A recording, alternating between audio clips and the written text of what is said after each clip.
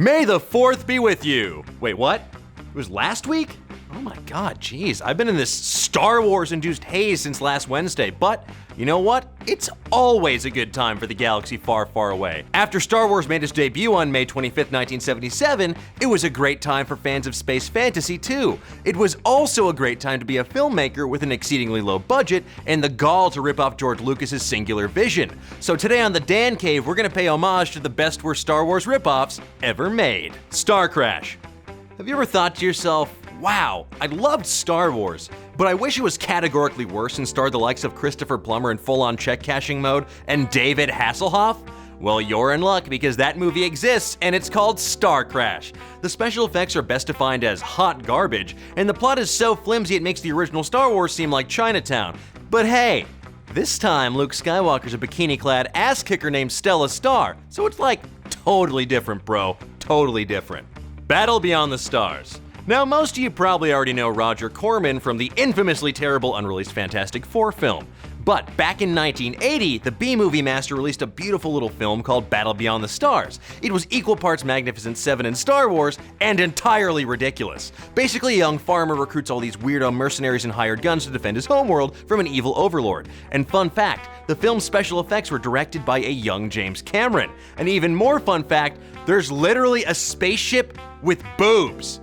A spaceship with boobs! Shut it down, all of the directors. We've reached peak space. If your ships don't have boobs, I don't want to see them. Space Raiders. Much like The Empire, Roger Corman struck back with a loose, unofficial sequel to Battle Beyond the Stars called Space Raiders. Vince Edwards stars as Hawk, who's basically a low-rent version of Han Solo that dresses like Han Solo and makes terrible one-liners like Han Solo. He's just worse all around. The story follows a 10-year-old boy who sneaks onto Hawk's ship, and then intergalactic hijinks ensue. Like its predecessor, this one's actually pretty enjoyable in that so bad it's good kind of way, but, you know, it's kind of hard to top space boobs. Message from Space.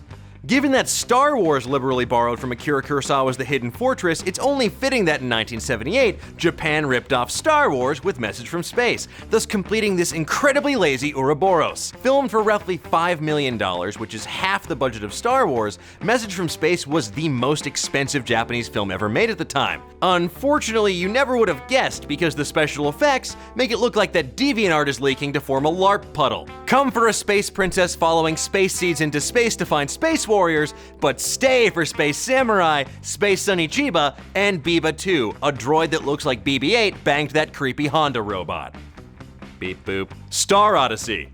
If the Italians do one thing right, it's sweet, delicious linguine. If they do two things right, it's sweet, delicious linguine and ripping off other, more successful movies for a fraction of the price. Like Star Crash, this is a reskinned version of Star Wars. Unlike Star Crash, this movie is so ineptly made that it boggles the mind. Instead of lightsabers, they just use painted cardboard tubes. The villain looks like he's cosplaying as Pinhead from Hellraiser, and a dude literally boxes a robot. Wait, holy shit. Does that mean that Real Steel is a ripoff of this movie? Whoa. Star Tracer, The Legend of Orin. Here's a quick rule of thumb. If it came out between 1976 and 1986 and had the word star in the title, there's a 90% chance it is just straight up Star Wars under a different name. But what sets this ripoff apart from the rest is that it's totally animated. In fact, it was one of the first films to mix CGI animation with traditional animation, and the result was this sort of Ralph Bakshi-esque rotoscoped feel. It was also one of the first animated films to be released in 3D, but also like the 19th movie to just be Star Wars with a different title, so can't win them all, I guess. The Man Who Saved the World. Sweet buttery Moses, this movie is bad. In 1982, Turkish filmmakers took it upon themselves to completely and utterly plagiarize Star Wars. The Man Who Saved the World, better known as Turkish Star Wars, or as I like to call it, The Ottoman Empire Strikes Back, didn't just copy the plot beat by beat, they actually stole footage from Star Wars and Soviet newsreels and just shoved them into the movie to pad out its garbage 91-minute runtime. 91 minutes, and you had to steal footage from other movies.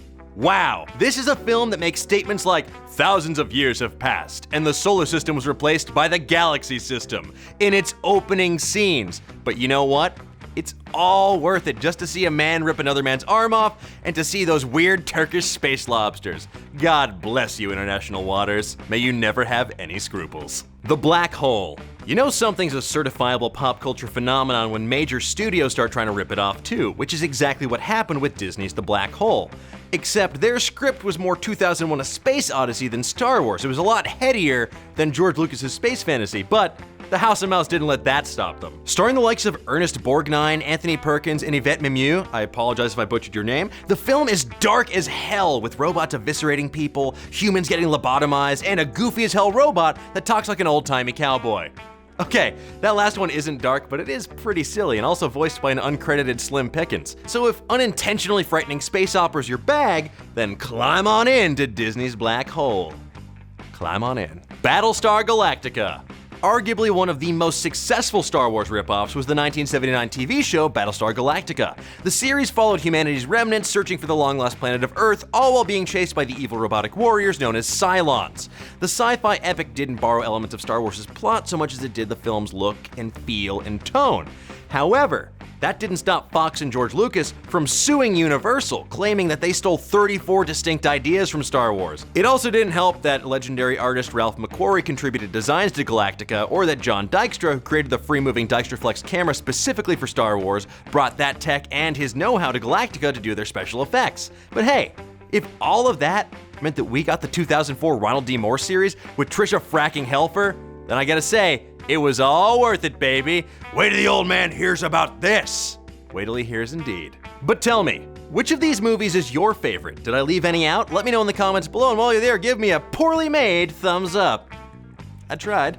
That's all for today's show. Join me next time when I talk about the story of a violet-clad musician who must fight his way through a high-rise full of criminals to beat the shit out of Morris Day in Purple Raid Redemption. Until next time, keep on digging. Now let's open up the old mailbag, shall we? At Awesomentos asks, if you could be the minor god of anything, what would it be? Good question. I'd probably have to go with being the god of finding relatively convenient parking. Not necessarily like princess parking out front, but within a block or two for sure. That's me. All hail me.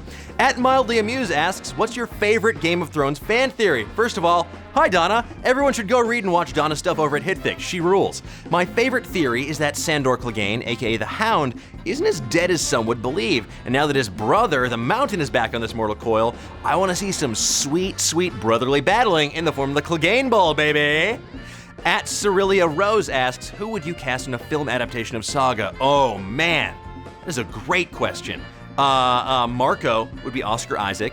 Alana would be Rosario Dawson. Alan Tudyk would have to be Prince Robot IV. Mark Strong would be the Will. And Ava Green for the stock. And of course, for Lion Cat, gotta go with my boy Grumpy Cat, even though it's a girl. I'm not a cat person, but I am a lion cat person. But tell me, who would you cast in a Saga movie? Let me know in the comments below, and I'll see you guys next time.